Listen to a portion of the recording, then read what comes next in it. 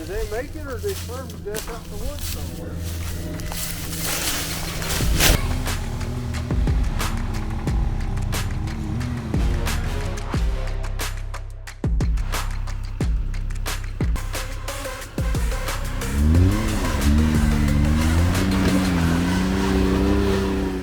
So today I wanted to take a minute, show you a little video of some problems I ran into with my 2021 Chevy Silverado. I had some problems with the backup camera for my trailer and the connections and their location. I called the dealership and they tried to work through it and really couldn't find a good solution for me. But through a few other people, I was able to find out just the information I needed. I wanted to share that with you today. What I had was, I had a connection here that was my 7-way and the two cameras that are OEM cameras for inside the trailer and also behind the trailer. And I needed to move those from here into the bed. And due to the way the wiring harness is that's just not a perfectly simple process. You need a couple jumper wires, and nobody seemed to know what they were, but I did find them, and I wanted to share that with you because it'll make it a lot easier. So let's go ahead and take a look at these plugs up close, and then I'll show you what I did and the couple of things that I had to do to get that fixed up so that I had it the way I wanted it. So let's take a look at that real quick. So this connector right here is your 7-way and a 4-way, which to me is incredibly useless in the bed of the truck, but that's where they put it. And you can see I've already moved it down here, and you can see the outline of where the old one was. Now the old one I moved up into the bed, but to do that you have to have two jumper wires. And here in a minute I'll show you those packages, and it shows the name, brand, and the part numbers. Again, this is on a 2021 Chevrolet Silverado 3500. Like I said, these were useless to me. So let me show you the other end of it. Okay, so here's the connector in the bed. So I've moved it up here. You've got your 7-way, and then you've got your trailer connection. If you can see the embossment there, it shows you the one that should be on the outside of the trailer, the one that's on the inside of the trailer. And you can see where I had cut this liner with a utility knife and then just peeled that out with a cold chisel. So here's the way it looked before, and I just put a little red line on there, trimmed it, went around and peeled it out, and that allowed it to clip back in. Otherwise it just wouldn't clip in. So you've got to get that liner out of the way. You can see how thick that stuff is, probably 1/16 of an inch. Just won't let those metal tabs grab. So here's where your connector goes in the bumper, and you can see that metal tab there. This will be blurry for a second, but we'll come around, we'll try to get a little light, and there's the other side. So you just, if you can push those in with your finger or screwdriver or whatever while you're kind of pushing it out on the connector, it'll pop right out, and then you can unhook the wiring harness from it. Just hook the new one back in, pop it back in, and you're done with that end of it. And then right here, okay, let's see if I can show you these really well. I'm not sure if it's blurry or not, but here's the connectors. And as you can see, this little coax wire has a blue connector. And let's see if we can see the other one there. It's right behind, kind of tough to see. But this right here's a black one, so it just shows you that those are two different wires. And you can just follow those up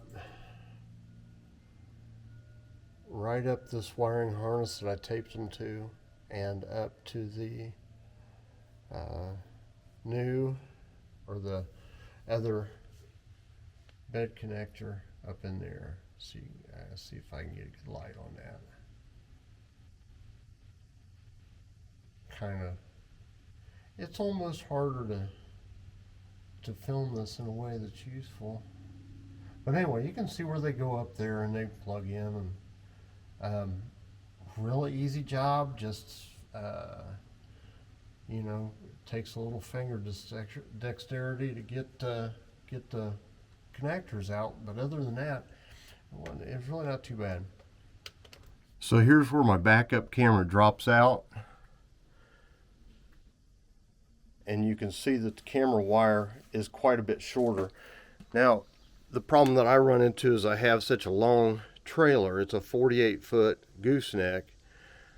The cable that comes from the OEM cable for this camera is 60 feet long. Well, by the time you go up in the back to get the camera up away from the ground and come down through all your grommets in your trailer and up and down and all that stuff, you're a few feet short. Now, maybe all of you won't run into that, but you don't want these hanging over the tailgate to be plugged into that back camera connector. So moving those connectors for the truck are incredibly important. So this is the way that I did it, and I'll show you the back of the trailer and where I had to mount the camera. But if you have a little shorter trailer, just make sure you lay it out carefully before you go mounting it up. So let's take a look at that real quick. So that's where I mounted my camera. That's really all I had cable for. I did it at the same time that I put these reverse lights or backup lights on here.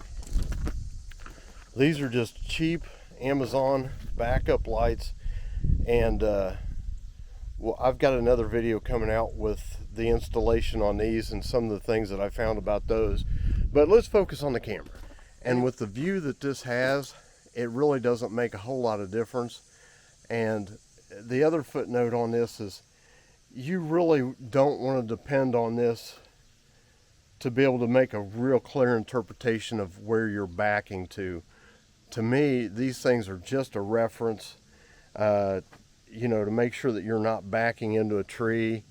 You know, for me, I'm always pulling into a spot late at night, particularly backing up here to buildings. So it's just a nice little reference for me. So anyway, I wouldn't depend on them a whole lot, but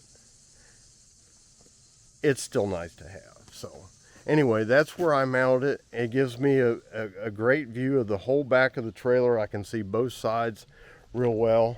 I can tell how far I am from the rocks in the building and all my mechanicals that I back up along to. Here's what's important about this, is take this screw out, take the camera halves out, split this case, and this little camera connects to the wire by a little clip. So take that out before you start anything, because that's the direction we're going to run it. So that's the first thing you want to do, is get that little camera unhooked and out of this case so that you can thread that wire through reasonably sized holes through your trailer frame all the way back here. So start at the front, come back, and then just plug the camera in and bolt it up. So that's what's important there. That's what I struggled with the first time I hooked it up. So hopefully that helps you a little bit. This connector doesn't come apart on this end. I tried.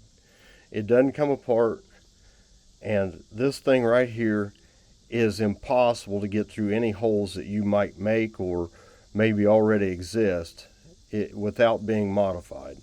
So it's imperative to take that camera housing apart and unclip that connection and feed it that direction. So you want to start at the truck and work backwards. That way when you get this hooked up, you know exactly how high you can run that camera or where you can put it. So that's important. Comes apart at the camera, not here.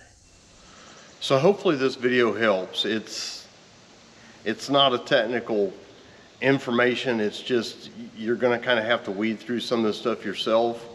And these are the part numbers that worked for this truck this year. I'm guessing they probably worked for several years of trucks because that camera I used on a 19, and this is a 21, and I'm guessing all the way to 25 is the same. But you can ask these people at Pasternak. I don't have an affiliation with them. I just found them to be very helpful. And these are just easy to order. A couple, 3 days, you'll probably have them. And any other wiring that you need, they'll probably have. So you can call them and ask them, or email them or whatever. It's kind of hard to find information on this because I looked. We'll have a video on that backup lights coming out here shortly, and show you some of the issues with that and some things that'll save you some time. Hopefully this video helps you out. I know it's not very instructional and you didn't get to watch me work on it and stuff, but I was kind of figuring it out as I went. If you have any trouble, send me a message. I'll try to answer any questions and try to help you find the resources you need to get it done. Thanks for watching.